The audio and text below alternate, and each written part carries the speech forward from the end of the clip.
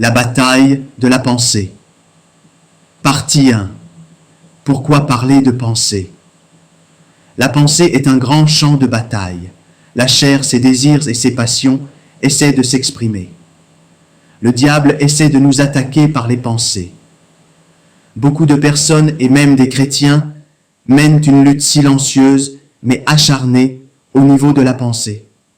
Certains ont du mal à se concentrer pour lire leur Bible et même prier, tandis que d'autres luttent contre des pensées horribles et parfois des voix qui les accusent ou les condamnent.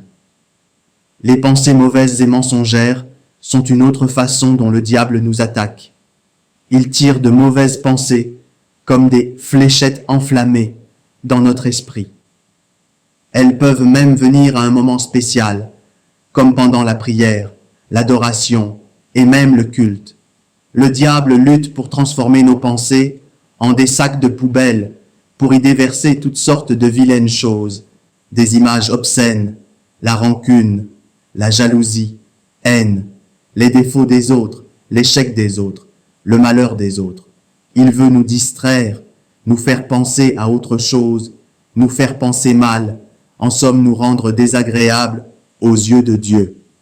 Nous sommes parfois tentés de rejeter de telles pensées en considérant qu'il s'agit simplement de mauvaises choses suscitées par la chair. Mais ces pensées viennent très souvent du diable. Plusieurs en souffrent dans un silence absolu. Ils n'ont pas le courage de le dire, car leur révélation en amènerait beaucoup à conclure que ce sont des malades mentaux ou simplement des sorciers.